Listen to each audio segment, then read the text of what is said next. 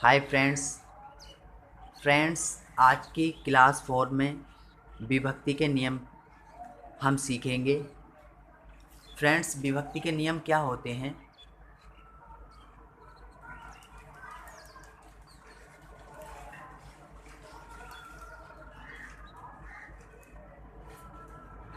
इसके बारे में हम चर्चा करेंगे। फ्रेंड्स, विभक्ति उसको बोलते हैं जैसे कि हमें कोई प्रश्न दिया गया और उसमें पूछा गया, कोई संख्या दी गई, बहुत बड़ी संख्या, ऐसी संख्या जिसको हम भाग नहीं कर पाते, इतना टाइम नहीं हो पाता, और वो पूछा गया, कुछ ऑप्शन दिए गए कि क्या यह संख्या इनमें से किसी से विभक्त है, मतलब पूरी पूरी कट रही है। तब हम पहला तरीका तो ये है कि हम उसको पूरे को भाग करते हैं। तो फ्रेंड्स, इतना टाइम नहीं हो पाता एग्ज़ाम में कि हम उसको पूरे को भाग करें, फिर उसका अगर हल करेंगे फिर तो टाइम नहीं रह पाएगा। तो फ्रेंड्स, इसीलिए ये विभक्ति के कुछ रूल बनाए गए हैं। तो फ्रेंड्स, इसी पर आधारित कुछ नियम हम आपको बता रहे हैं। फ्रेंड्स, ये क्लास 4 है, इससे पहले की क्लास 3 भी इसी चैनल पर अपलोड है, आप इससे पहले की क्लास भी देख सकते हैं। इससे पहले की क्लास में हमने कोटा कोड के बारे में बताया था, और उससे 2 क्लास जो पहले हैं वो हमने अदर चैनल उस्मानी कोचिंग सेंटर पर अपलोड की हैं। फ्रेंड्स, अब रेगुलर अपडेट इसी चैनल पर आपको मिलेगा। तो फ्रेंड्स, चलते हैं वीडियो पर। फ्रेंड्स, 2 से विभक्ति के नियम के बारे में हम जान लेते हैं। फ्रेंड्स, कोई दी गई संख्या 2 से विभक्त तभी होगी जबकि इसका इकाई अंक 0, 2, 4, 6, 8 में से कोई एक हो। अब फ्रेंड्स, सबसे पहले तो हमको ये पता होना चाहिए कि संख्या का इकाई, दहाई, सैकड़ा क्या होता है। फ्रेंड्स, जैसे ये हमारी संख्या दे रखी है, तो इसमें जो हम यहाँ से बाईं तरफ से चलते हैं, तो ये पहला अक्षर जो होता है इसका, ये होता है इकाई, फिर दहाई, फिर सैकड़ा, फिर हज़ार, 10,000, लाख, 10 लाख, इसी तरह से आगे चलता रहता है। तो फ्रेंड्स, इसमें ये कहा गया है 2 से विभक्ति के रूल में कि कोई संख्या 2 से तभी विभक्त होगी जब उसका इकाई अंक 0, 2, 4, 6, 8 में से कोई हो। तो फ्रेंड्स, देखते हैं हम, जैसे कि हमारी पहली संख्या ये दे रखी है, इसमें 0, 2, 4, 6, 8 में से कोई संख्या है क्या? तो देखो, पहली वाली संख्या में 0 है, तो हमको ये पूरे को भाग करने की ज़रूरत नहीं है 2 से। हमको ये संख्या पर गौर देना है कि सबसे पहली संख्या जो इकाई अंक की संख्या है वो 0, 2, 4, 6, 8 में से कोई एक संख्या है, और इनमें से अगर कोई एक संख्या होती है तो 2 से पूरी पूरी कट जाती है वो। तो पहली वाली संख्या हमारी 2 से विभक्त है, मतलब पूरी पूरी कट जाएगी अगर हम भाग देंगे तो। अब आते हैं हम दूसरी संख्या पर। दूसरी संख्या है 7, 8, 7, 9, 2। अब इसमें देखते हैं हम, पहली वाली संख्या जो इकाई अंक वाली संख्या है वो 0, 2, 4, 6, 8 में से कोई एक है या नहीं। तो फ्रेंड्स, देखते हैं 0, 2, 4, 6, 8 में से पहली वाली संख्या जो है वो है, दे रखी है, तो ये भी पूरी पूरी हमारी कट जाएगी 2 से। अब आते हैं फ्रेंड्स हम तीसरी वाली संख्या में। तीसरी वाली संख्या में 8, 7, 6, 7, 7। अब इसमें देखते हैं 0, 2, 4, 6, 8 में से कोई संख्या है?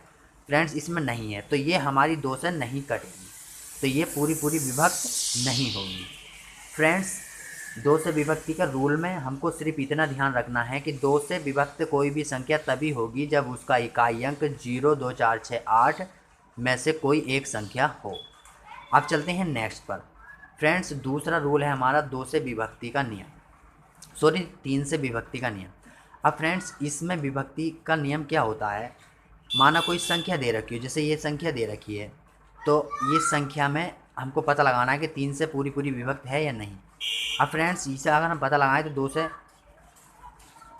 क्योंकि पहली वाली संख्या 0 दे रखी है, इसमें 2, तो 2 से तो विभक्त है।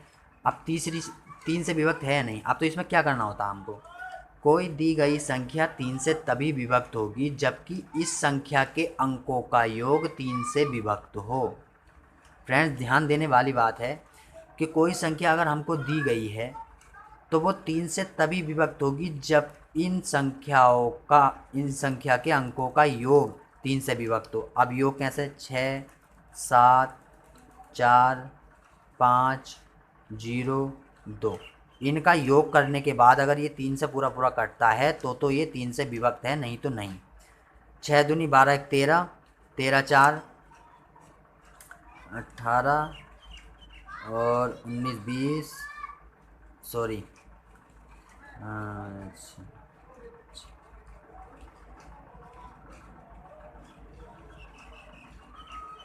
19 4 19 5 24, तो 24 ये दे रखा है, इसको हमने जोड़ा तो 24 हमको ज्ञात हुआ।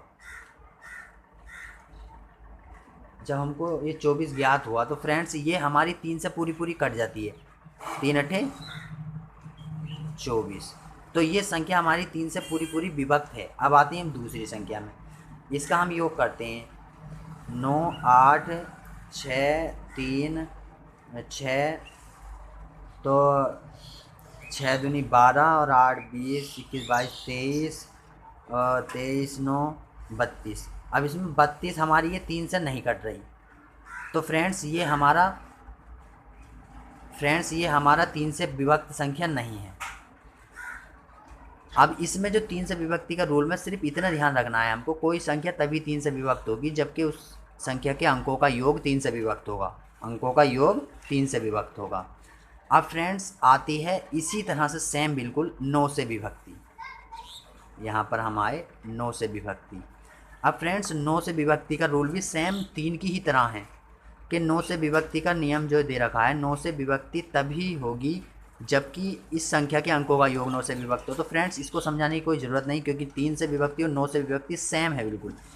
इस संख्या के अंकों का योग भी 9 से विभक्त होना चाहिए और इस संख्या के अंकों का योग भी 9 से विभक्त होना चाहिए। और 3 में भी वही रोल है कि जो संख्या है उस संख्या के अंकों का योग 3 से विभक्त होना चाहिए, और इसमें है इस संख्या के अंकों का योग 9 से विभक्त होना चाहिए। तो हम इसको जोड़ के देखते हैं। 9 5 6 4 2 1। तो फ्रेंड्स हमने इसको जोड़ा 14 6 18 19 20 21 और 4 27। तो फ्रेंड्स ये 27 हो गया हमारा। अब 9 तिया 27, ये 9 से विभक्त है, तो ये पहली वाली संख्या हमारी है। अब इसके अंकों का अगर हम योग करते हैं तो 6 7 9 39 ही बैठेगा। तो फ्रेंड्स ये हमारा 9 से विभक्त नहीं है, तो ये संख्या हमारी 9 से विभक्त नहीं है। अब फ्रेंड्स आते हैं हमारी 4 से विभक्ति। हमारा 2 का विभक्ति भी हो गया, 3 का विभक्ति भी और 9 का विभक्ति भी। अब आया 4 का विभक्ति। तो फ्रेंड्स 4 से विभक्त संख्या हमारी तभी होगी जबकि उस संख्या के दहाई और इकाई, यहाँ पे याद रखना है हमको कि दहाई और इकाई अंकों से मिलकर बनी संख्या अगर 4 से विभक्त है तब।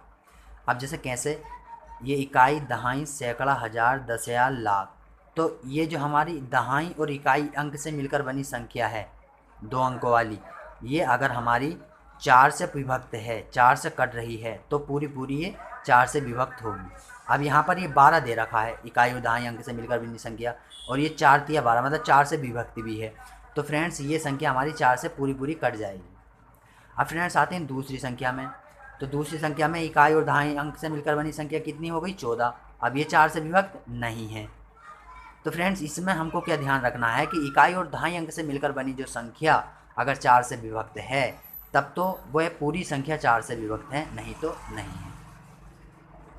तो फ्रेंड्स ये हो गया हमारा 4 से विभक्ति। अब आते हैं हम नेक्स्ट। तो फ्रेंड्स नेक्स्ट में हमारा है 8 से विभक्ति। फ्रेंड्स जो इसमें विभक्ति रुकी हुई है, छूटी हुई हैं, उसके बारे में हम बाद में बताएंगे। पहले जो ये सेम है हम उसके बारे में बताए थे। अब जैसे कि हमने 4 की विभक्ति थी, तो उसमें था हमारा दहाई और इकाई अंक से मिलकर बनी संख्या पूरी विभक्त होनी चाहिए, और 8 से है सैकड़ा दहाई और इकाई, मतलब 4 से विभक्ति में तो 2 संख्या शुरू वाली 2 संख्या जो थी उनको विभक्त होना चाहिए था, और इसमें 3 संख्याएं इकाई दहाई सैकड़ा, यहाँ मतलब 3 संख्याएं अगर पूरी 8 से विभक्त हैं तब तो ये पूरी संख्या विभक्त है। अब देखते हैं जैसे 36 ये दे रखा है, 36 ये हमारी 8 से